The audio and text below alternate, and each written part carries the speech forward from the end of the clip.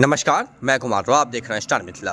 पूर्णिया और पटना के बीच एक नई वंदे भारत एक्सप्रेस की शुरुआत होने वाली है। इसकी घोषणा माननीय रेल मंत्री श्री अश्विनी वैष्णव जी के द्वारा की गई है। जल्द ही आगामी पूर्णिया कार्यक्रम के दौरान माननीय प्रधानमंत्री पूर्णिया पटना वंदे भारत एक्सप्रेस को हरी झंडी दिखाकर रवाना करेंगे। संभवतः यह ट्रेन पूर्णिया और पटना के बीच सप्ताह में 6 दिन चलेगी। हालांकि इसका मार्ग अभी तय नहीं हुआ है, लेकिन इस ट्रेन को वाया सहरसा चलना है, जैसे जानकारी मिली है। इसी ट्रेन को विस्तार करने के लिए अररिया के सांसद माननीय प्रदीप कुमार सिंह जी ने रेल मंत्री श्री अश्विनी वैष्णव जी को पत्र लिखा है। माननीय सांसद ने लिखा है कि हाल ही में आपकी ओर से पूर्णिया से पटना वंदे भारत एक्सप्रेस चलाने की घोषणा की गई है, जिसके लिए मैं क्षेत्र की जनता की ओर से आपका हार्दिक आभार व्यक्त करता हूं। इस संबंध में अररिया संसदीय क्षेत्र तथा सीमावर्ती इलाकों की जनता की ओर से यह विनम्र आग्रह है कि उक्त वंदे भारत एक्सप्रेस का प्रारंभिक संचालन जोगबनी से किया जाए।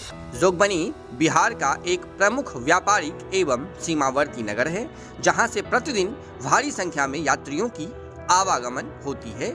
नेपाल सीमा से सटे होने के कारण इस क्षेत्र की रणनीतिक, व्यापारिक एवं आर्थिक महत्ता विशेष है। यदि वंदे भारत एक्सप्रेस का प्रारंभ जोगबनी से किया जाए तो अररिया, फॉरबिसगंज, जोगबनी सहित सीमावर्ती इलाके के लाखों लोगों को प्रत्यक्ष लाभ मिलेगा। साथ ही यहाँ के व्यापार, शिक्षा, स्वास्थ्य एवं पर्यटन को भी अभूतपूर्व बढ़ावा मिलेगा। यह पत्र 21 अगस्त को माननीय रेल मंत्री श्री अश्विनी वैष्णव जी के नाम से लिखा गया है, माननीय सांसद प्रदीप कुमार सिंह जी के द्वारा, और यह डिमांड बिल्कुल ही उचित है। वंदे भारत एक्सप्रेस, जो कि वर्तमान में एक प्रीमियम ट्रेनों में गिनी जा रही है, इस वंदे भारत एक्सप्रेस का परिचालन जोगबनी से होने से लाखों रेल यात्री लाभान्वित हो सकेंगे। साथ ही इस ट्रेन का यात्री भार भी काफी अच्छा रहेगा। जोगबनी एक अंतिम रेलवे स्टेशन है और नेपाल बॉर्डर से सटा हुआ है, काफी महत्वपूर्ण है। जोगबनी और कटिहार के बीच में कई सारी लोकल पैसेंजर ट्रेनें चल रही है, जो बिल्कुल ही भरी हुई रहती है, चाहे वो 4 बजे सुबह की हो या फिर 12 बजे दोपहर की ट्रेन हो, बिल्कुल ही भरी रहती है। यहाँ से पटना की कनेक्टिविटी खास करके बहुत ही कम है।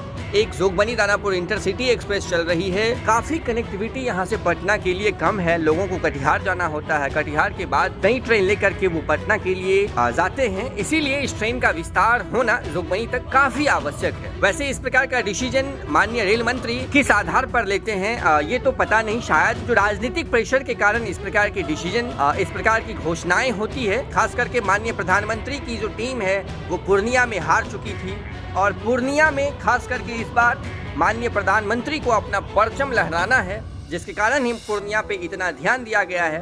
पूर्णिया में एयरपोर्ट, पूर्णिया में एक्सप्रेसवे की कनेक्टिविटी, पूर्णिया से वंदे भारत एक्सप्रेस, पूर्णिया से दिल्ली की गाड़ी, तो कहीं न कहीं ये सारी चीजें इलेक्शन की ओर इशारा कर रही है। लेकिन वंदे भारत एक्सप्रेस का विस्तार होना जोगबनी तक ये महत्वपूर्ण है। रेल विभाग इस पर ध्यान दे। इस वीडियो को आप ट्वीट करें, रीट्वीट करें, कोट करें, ताकि संबंधित विभाग तक ये खबर पहुंचे और इसका विस्तार जोगबनी तक हो सके।